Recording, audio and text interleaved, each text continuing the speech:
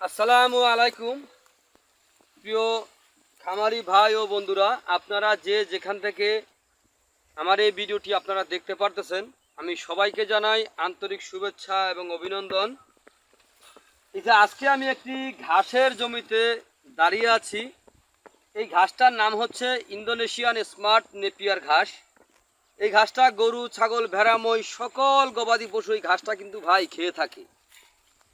আপনি যদি গরু ছাগলের খামার করতে চান, তাহলে আমি বলবো আপনাদেরকে আগে আপনারা ঘাস চাষ করবেন। আপনি যে ঘাসেই চাষ করেন না কেন, আগে ঘাস চাষ করবেন, কিন্তু একটু ভালো জাতের মানে উন্নত জাতের ঘাসটা যদি চাষ করতে পারেন, তাহলে আপনি একবার চাষ করে দীর্ঘদিন যেন আপনি খাওয়াতে পারেন, ওই ঘাসটা চাষ করবেন।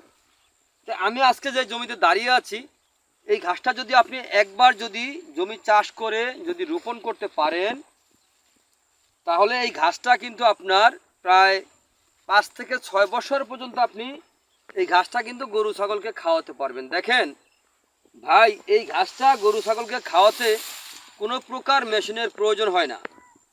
এই ঘাসটা গরু গোড়া থেকে কেটে নিয়ে আপনি দিবেন গরুর সামনে, তাহলেই যথেষ্ট। দেখবেন খেয়ে সম্পূর্ণরূপে শেষ।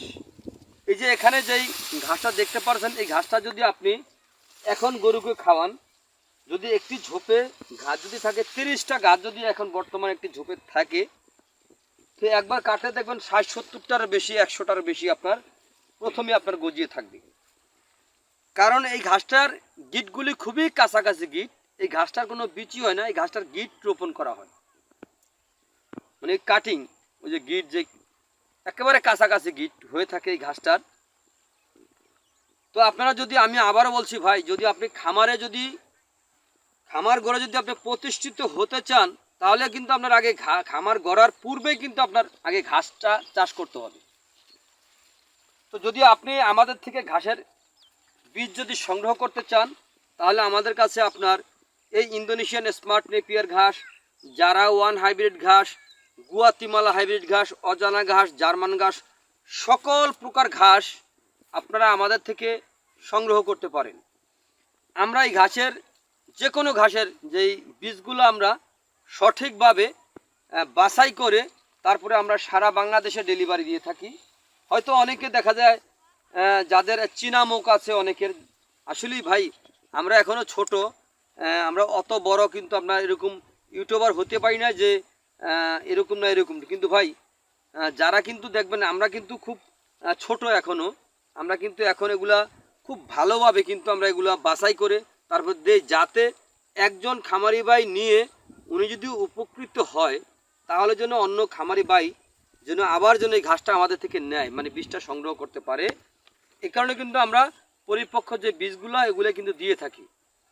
কিন্তু যদি এই ঘাসের যদি পরিপক্ক বীজ যদি আপনি রোপণ করতে পারেন, শুধু ঘাস না, আপনার যে কোনো বীজই যদি আপনার ভালো হয়, তাহলে কিন্তু ফলনও ভালো হবে। তো আজ এখানে আপনারা যারাই আমার এই ভিডিওটি আজকে দেখতে পারতেছেন, যদি আপনাদের কাছে আমার এই ভিডিওটি অথবা আমার তথ্যগুলো যদি ভালো লেগে থাকে, তাহলে আমার চ্যানেলটিকে সাবস্ক্রাইব করবেন, বেশি বেশি করে শেয়ার করবেন, যাতে নতুন করে খামার যারা গড়তেছে অথবা গড়েছে সবাই যেন এই ভিডিওটি দেখতে পারে, সেই আশা সেই প্রত্যাশা আপনাদের সকলের প্রতি রইল। তো আমি আবারও বলছি, যদি আপনারা এই ঘাসের যে কোনো ঘাসের যদি কাটিং আপনারা সংগ্রহ করতে চান, তাহলে আমার স্ক্রিনে দেওয়া নাম্বারে যোগাযোগ করবেন। এই ঘাস খাওয়ালে আপনার দুধ ও মাংস বৃদ্ধি হয়ে থাকে। তো সকলে ভালো থাকবেন, সুস্থ থাকবেন। আল্লাহ হাফেজ।